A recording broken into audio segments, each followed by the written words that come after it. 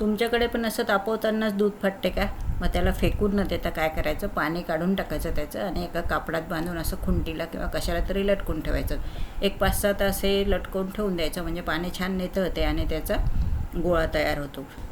1-1.5 वाटी कणिक घेते मी. याच्यामध्ये चिमूटभर मीठ घालते आणि 2 चमचे तेल घालायचं आपल्याला.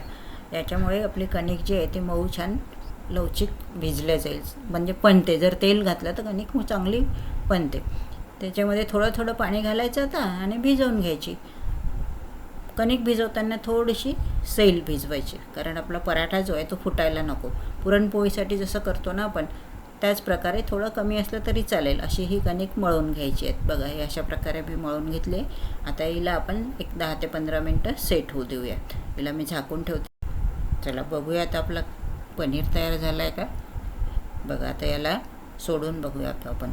छान गोळा तयार झाला आहे. बघा, अगदी घट्ट झाला आहे ना, घरचा आणि प्युअर पण. आता याला आपण छान कुचकरून घेऊ. एकजीव करायचं आहे चांगला, म्हणजे पराठा फुटणार नाही. व्यवस्थित फोडून घेतलं की आता याच्यामध्ये घालूया आपण बारीक चिरलेला कांदा, बारीक चिरलेली मिरची आणि थोडासा कढीपत्ता ऐच्छिक आहे, आणि ती कोथिंबीर मात्र आवर्जून घाला, त्याने चव छान लागेल. चवीपुरतं मीठ घाला आणि याला छान मिक्स करून घ्या. हवे त्या साईजचे तुम्ही गोळे करून घ्या. अर्थात पनीर किती आहे त्यानुसार तुम्ही पराठे किती होतील त्यानुसार ठरवा.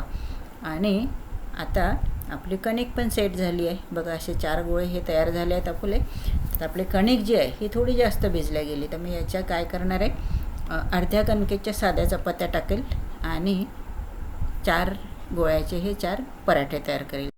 पराठ्यासाठी जी कणिक वापरायची आहे ना, ती छान अशी मऊ मळून घ्यायची आहे. हिला थोडं जास्त मळायचं आहे, म्हणजे लवचिक आपली कणिक झाली तर पराठा फुटणार नाही. आणि आता छोटा गोळा घ्यायचा, अशी पाती लाटायची आणि याच्यामध्ये गोळा ठेवून तो भरायचा. वरती जी एक्स्ट्राची कणिक राहील ती काढून टाकायची, म्हणजे जाड होणार नाही तिथे. आणि हलक्या हाताने पराठा लाटून घ्यायचा.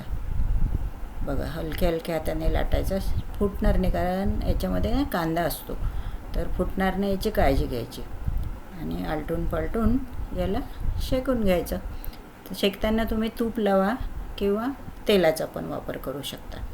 बघा, हे अशा प्रकारे आपल्याला हे पराठे आता शेकून घ्यायचे आहेत. छान आपले पराठे तयार.